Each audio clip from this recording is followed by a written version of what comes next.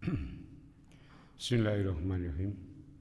Assalamualaikum warahmatullahi wabarakatuh. Innal hamdalillah nahmaduhu wa nasta'inuhu wa nastaghfiruh wa na'udzu billahi min shururi anfusina wa min sayyiati a'malina may yahdihillahu fala mudhillalah wa may yudlilhu fala hadiyalah. Asyhadu an la ilaha illallah wahdahu la syarikalah wa asyhadu anna Muhammadan abduhu wa rasuluh. Allahumma sholli ala Muhammad wa ala alihi wa sahbihi wa man tabi'ahu bil huda ila yaumiddin. Qala Allah ta'ala ya ayyuhalladzina amanu taqullaha haqqa tuqatih wa la tamutunna illa wa antum muslimun. Ya ayyuhan nasu ubudu rabbakumul ladzi khalaqakum min nafsin wahidah wa khalaqa minha zawjaha wa bassa minhuma rijalan katsiran wa nisaa'a wattaqullaha alladzi tasaaluna bihi wal arham innallaha kana 'alaikum raqiba. Ya ayyuhalladzina amanu taqullaha wa qulu qawlan sadida yuslih lakum a'malakum wa yaghfir lakum dzunubakum wa may yuti'illaha wa rasulahu faqad faza fawzan 'azima. Jamaah kuliah subuh Masjid Al-Manar yang semoga Allah muliakan. Alhamdulillah kita senantiasa bersyukur pada Allah Subhanahu wa taala atas segala karunia-Nya sehingga pada saat ini kita masih bisa dipertemukan kembali dalam kajian kitab Riyadhus Shalihin. Kita masuk pada bab baru yaitu bab yang ke-15.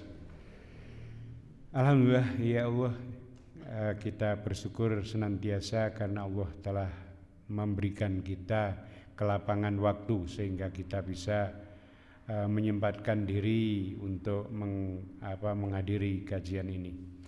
Jamaah yang dimuliakan Allah Subhanahu wa taala, bab yang ke-15 ini tentang menjaga konsisten di dalam amal perbuatan. Babul muhafadzati alal a'mali. Bab tentang menjaga kontinuitas amal perbuatan atau bab tentang mengerjakan amal dengan kontinu, yaitu terus menerus.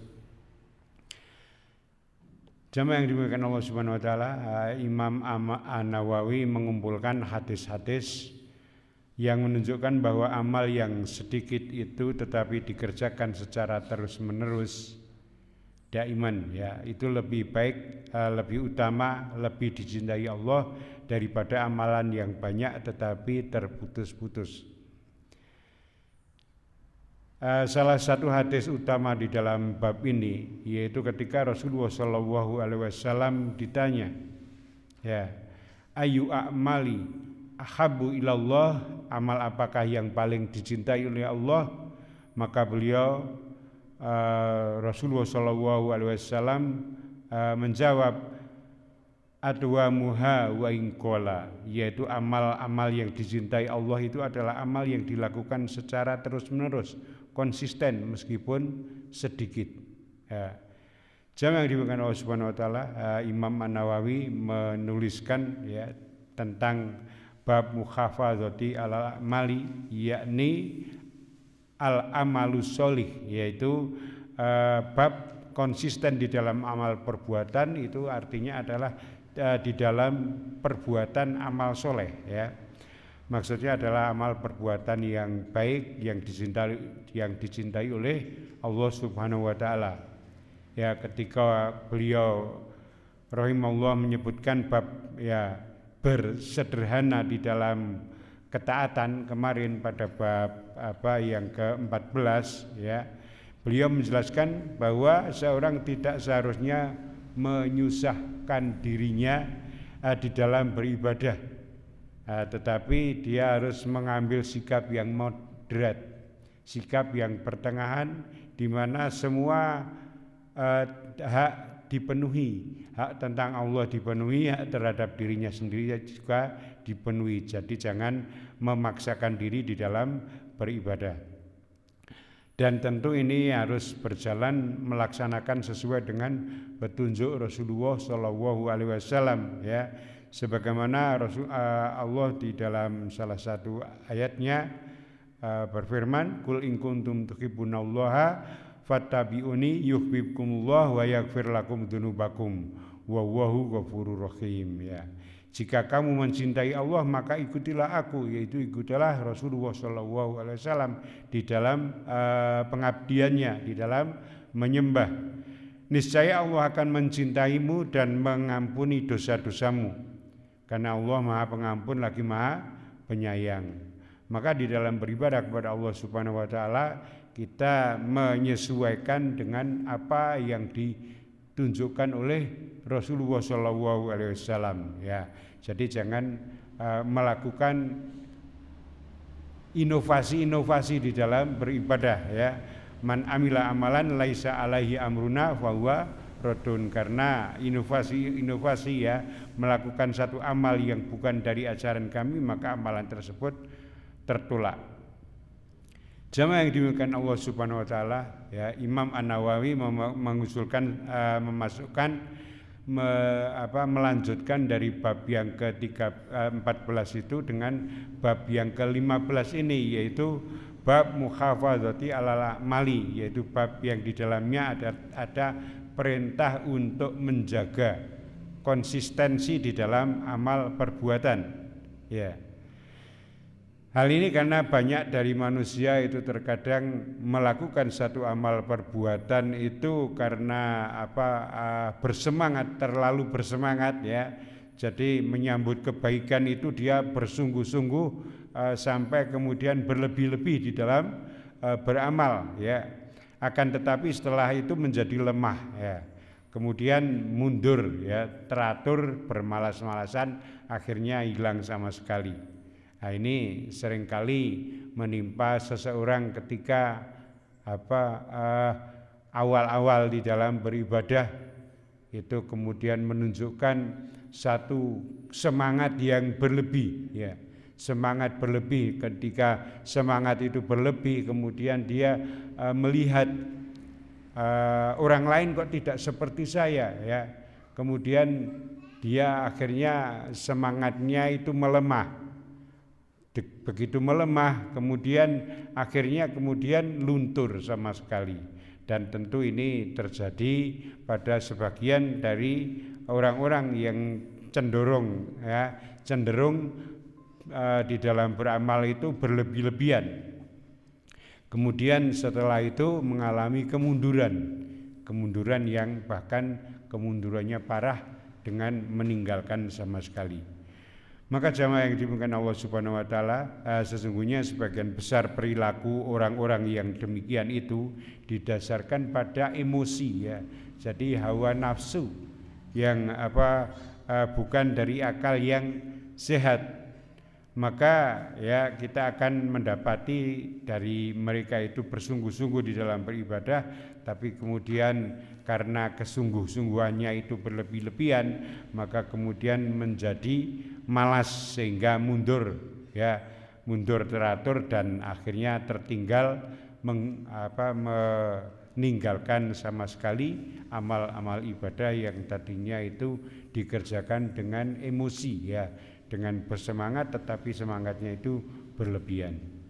Oleh karena itu sudah sepatutnya sebagai seorang yang beriman itu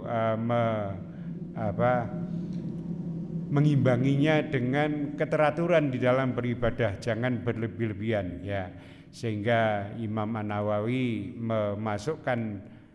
menyusulkan setelah bab yang bersederhana di dalam beribadah itu adalah kontinuitas di dalam beribadah, ya.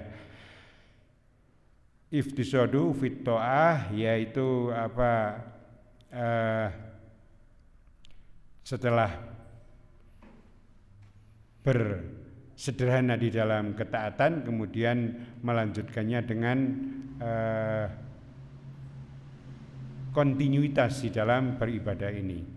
Maka jamaah yang dimuliakan Allah Subhanahu wa taala, oleh karena itu menjaga konsistensi, ya, adalah bukti dengan adanya keinginan yang kuat di dalam amal ibadah. Ini menunjukkan bahwa amal yang dilakukan itu dia cinta, ya. Dia mencintai amal ibadah yang dilakukan itu maka ini sebaiknya dilakukan terus-menerus ya, meskipun sedikit. Jadi jangan keburu melakukan banyak-banyak ya, tetapi nanti akan kemudian luntur karena rasa capek itu.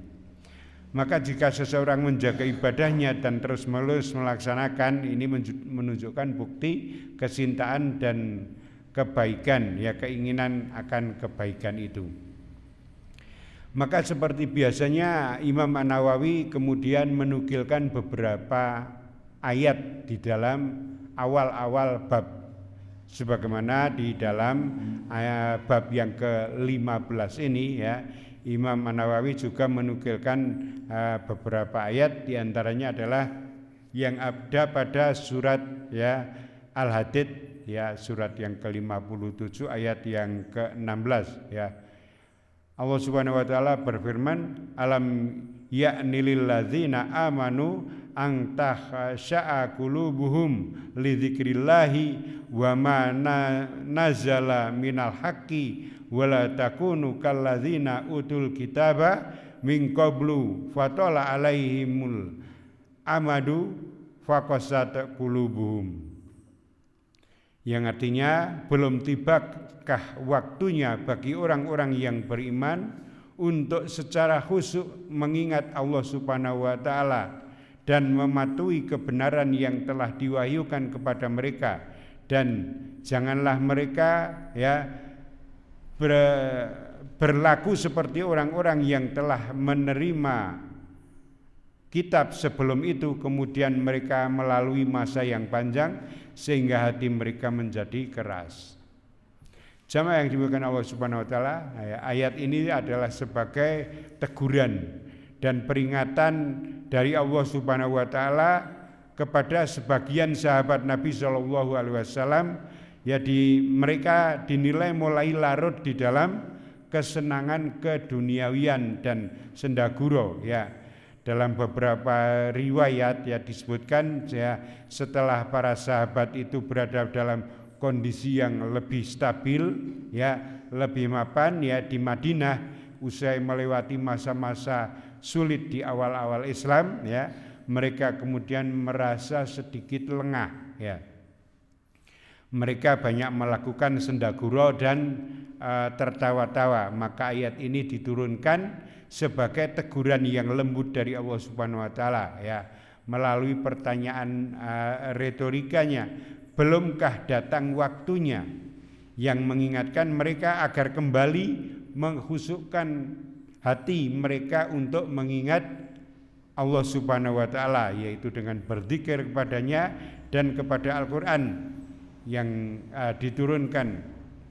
Mereka juga diperingatkan untuk tidak meniru ahli kitab, yaitu kaum Yahudi dan Nasrani, yang hati mereka itu menjadi keras akibat berlalunya masa yang panjang setelah kitab itu diturunkan ya. Jadi pada ayat ini kita bisa mengambil pelajaran bahwa kekhusyukan itu menjamin konsistensi ya. Jadi kekhusyukan di dalam beribadah ya, di dalam beribadah itu kita berusaha untuk khusyuk, menikmati ya, tidak kemudian kemerungsung, itu akan menjamin keberlanjutan dari amal ibadah itu ya, karena di dalam ibadah yang khusyuk itu ada satu kenikmatan ya. Kekhusyukan itu adalah kunci dari konsistensi ya. Hati yang khusyuk ya, yang senantiasa terikat pada zikir serta Al-Quran secara alami, itu akan mendorong pemiliknya untuk terus-menerus beramal soleh. Jadi karena bisa menikmati dengan khusyuk. Tetapi kalau membaca ya dengan dipaksa ya, kita lego tak moco sing banyak ya, tak sampai kesel luwih, tak enggak apa-apa saya teruskan, itu nanti akan ada timbul kebosanan karena tidak bisa menikmati dari bacaan itu. Tetapi meskipun sedikit dilakukan dengan khusyuk, itu akan menjamin konsistensi ya, akan menjamin konsistensi ya. Dengan kata lain bahwa menjaga amalan itu berarti menjaga kualitas hati, Kualitas hati itu diukur dari tingkat kekhusyukan di dalam melakukan ibadah. Jadi kekhusyukan itu adalah kunci dari konsistensi, ya, kunci dari keberlangsungan amal ibadah itu. Maka marilah kita menikmati apa-apa yang kita lakukan di dalam beribadah. Ya, meskipun sedikit, meskipun hanya 2 rakaat sebelum subuh, tetapi itu kita lakukan dengan khusyuk, ya, tidak terburu-buru, ya, itu akan menjamin ada satu kenikmatan yang kemudian dengan kenikmatan tersebut itu kita akan cenderung mengulanginya. Wah, ini cuma 2 rakaat ringan, ya, tetapi kok terasa lebih nyaman begitu, maka kita akan terbiasa melakukan. Demikian juga bahwa kekerasan hati itu adalah musuh dari sifat istiqomah, ya. Jadi dengan keras hatinya itu ini akan menghilangkan istiqomah, ya.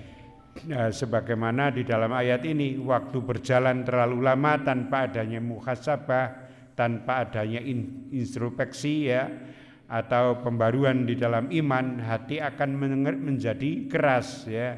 Jadi orang yang tidak kemudian lama tidak menjumpai satu majelis, ya, itu nanti hati akan menjadi keras. Kemudian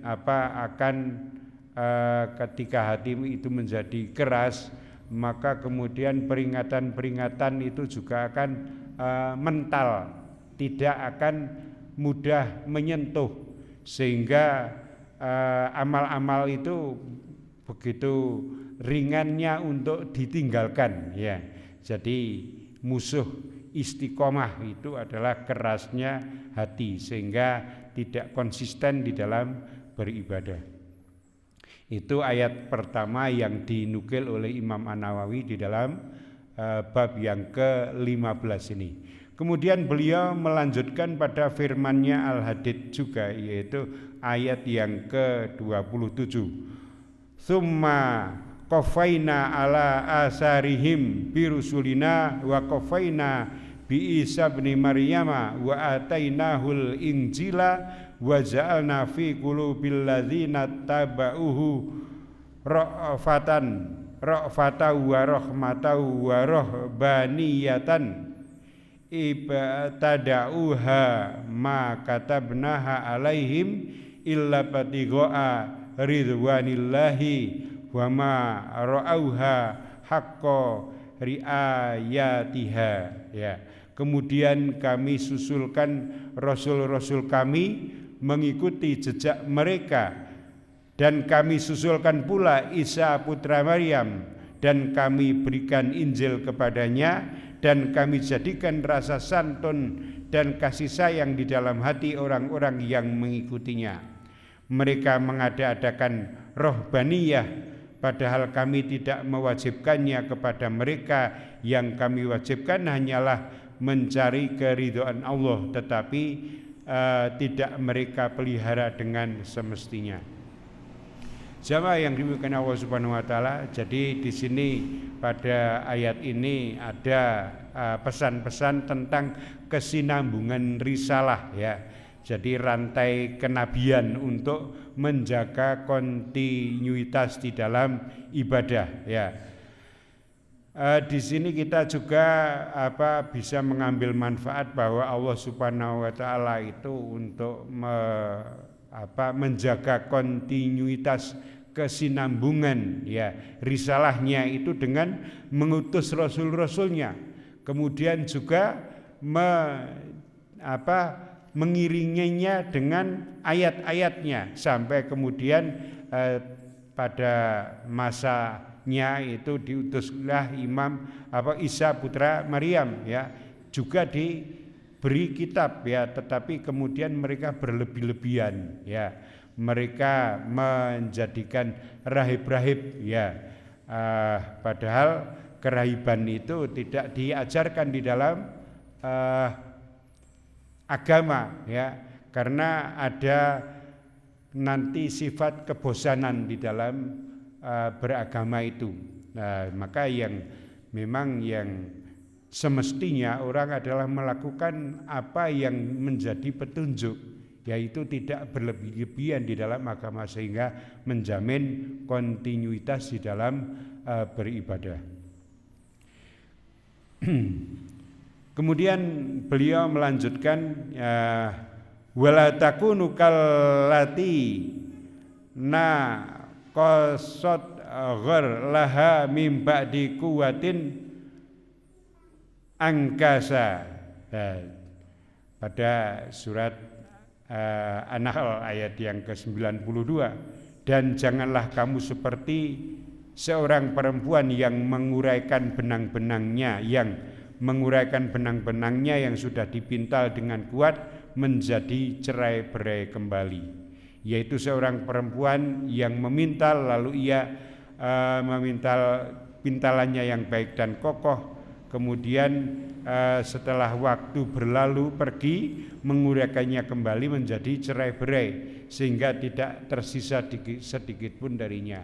Ini adalah perumpamaan orang-orang yang begitu bersemangat di dalam beribadah berlebih-lebihan, ya, tetapi kemudian karena kebosanan dia kemudian mencerai-beraikan dari amal-amal yang sudah dipintalnya dengan baik itu, sehingga cerai-berai seperti pintalan-pintalan benang kembali.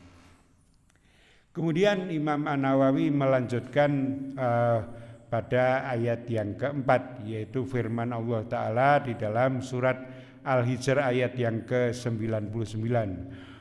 Wa'bud rabbaka hatta ya'tiyakal yakin, ya. Dan sembahlah Allah Tuhanmu sampai yakin, ya. Keyakinan itu datang kepadamu, ya. Jadi para ulama tafsir itu bersepakat bahwa al-yakin, yaitu keyakinan itu dalam konteks ini adalah maut, ya. Jadi karena itu kematian adalah satu-satunya kepastian mutlak yang pasti akan dialami oleh setiap makhluk. Ya, jadi al-yakin pada ayat ini itu menunjukkan al-maut. Ya, jadi kita di dalam beribadah kepada Allah itu dilakukan seumur hidup, ya, kewajiban yang tanpa batas waktu. Allah memerintahkan ibadah sebagai sesuatu kewajiban yang tidak memiliki batas selain kematian, selain ya hakul yakin tadi, keyakinan itu adalah kematian.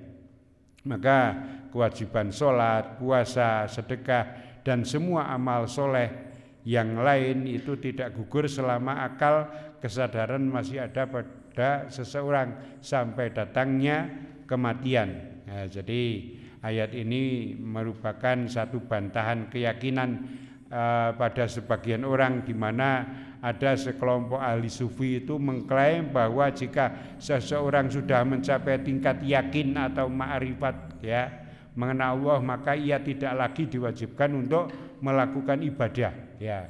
Ya, ini ayat ini justru melawan atau sebagai bantahan keyakinan terhadap keyakinan tersebut, keyakinan tentang ma'rifat, ya, dan tingkat ma'rifat, kemudian justru meninggalkan dari ayat itu, karena ketika sampai pada ma'rifat itu sebagian kelompok itu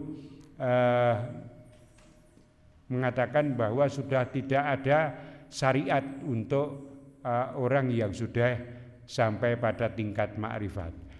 Rasulullah SAW sendiri mencontohkan bahwa di dalam beribadah itu sampai kemudian datang kematian, ya, beliau tetap bersungguh-sungguh di dalam beribadah kepada Allah Subhanahu wa taala. Maka konsistensi dalam menjaga kualitas amal itu menjadi sesuatu yang penting, ya.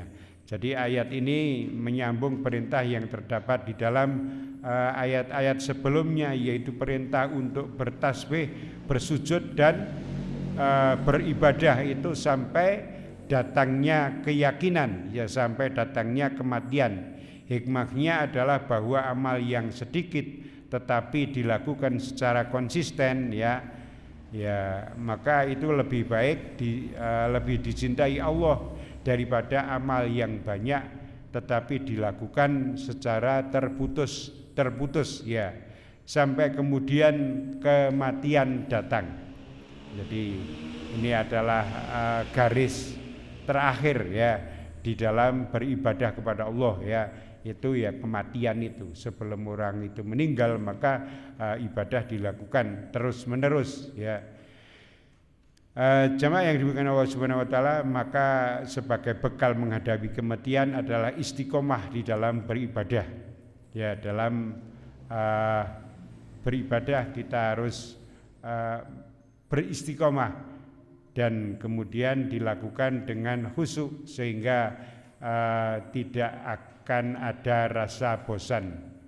Tetapi ketika ibadah itu hanya rutinitas saja atau kadang bersemangat yang karena emosi sesaat, maka nanti akan timbul kebosanan. Maka hamba yang meninggal saat taat dalam keadaan baik itu akan menjadi husnul khotimah, karena dia bisa beramal ibadah sampai kemudian datang kematian ya. Maka ibadah sebagai solusi atas segala kesusahan ya.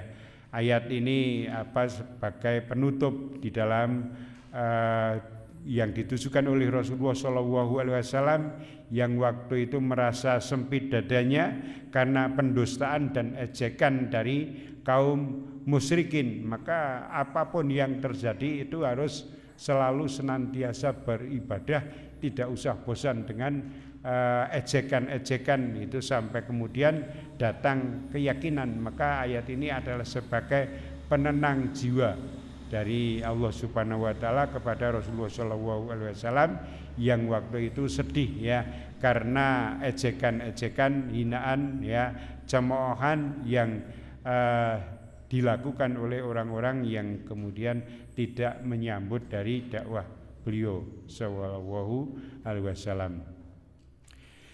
Jamaah yang dimuliakan Allah Subhanahu wa taala, maka sebagai akhir dari pertemuan kita pada pagi hari ini ya, kita ingatkan bahwa amal yang sedikit meskipun itu sedikit tetapi dilakukan dengan khusyuk ya, maka akan kita senang untuk mengulanginya.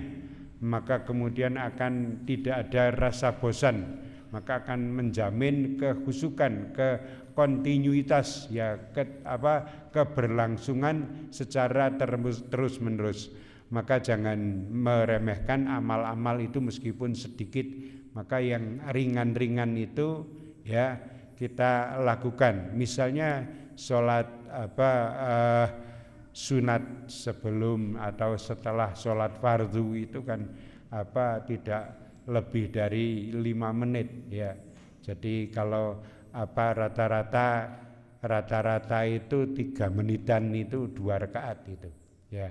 Itu kalau dilakukan dengan khusyuk ya mungkin ketika kita bisa menikmati ya paling mungkin 2 kali lipat 6 menit gitu ya. Tetapi dengan cara yang ringan, bacaan-bacaan yang biasa seperti kita berbicara itu, yaitu 3 menit itu sudah selesai ya. Artinya tidak butuh waktu yang lama di dalam mengerjakan sholat 2 rakaat ya, sebelum subuh atau sebelum zuhur ya, atau ba'da zuhur atau setelah maghrib atau setelah isya. Itu tidak membutuh waktu yang lama, dan ketika kita melakukan amal-amal perbuatan itu dengan ringan, dengan tidak memaksakan diri, maka akan menjamin kontinuitas di dalam beribadah karena tidak ada rasa capek ya. Sehingga Imam An-Nawawi memasukkan ayat-ayat ini pada awal-awal pembukaan bab yang ke-15, sehingga kuncinya adalah kenikmatan, menikmati di dalam beribadah dan jangan memaksakan diri, maka akan terjamin kontinuitas keberlangsungan yang terus-menerus di dalam beribadah kepada Allah Subhanahu wa taala karena tidak muncul rasa bosan. Jamaah yang dimuliakan Allah Subhanahu wa taala, demikian apa yang bisa kita sampaikan pada awal pertemuan bab yang ke-15 ini. Semoga kita bisa mengambil manfaat dan kita menjaga kontinuitas kita di dalam beribadah, sehingga seperti yang disabdakan oleh Rasulullah SAW bahwa amal yang paling dicintai Allah itu adalah amal yang terus menerus meskipun sedikit, sehingga kita bisa mengamalkan amal-amal ibadah yang ringan-ringan ini, sehingga kita menjadi hambanya yang dicintai oleh Allah Subhanahu wa taala. Kurang lebihnya mohon maaf, kita akhiri. Subhanakallahumma wa bihamdika asyhadu an la ilaha illa anta astaghfiruka wa atubu ilaik. Wassalamualaikum warahmatullahi wabarakatuh.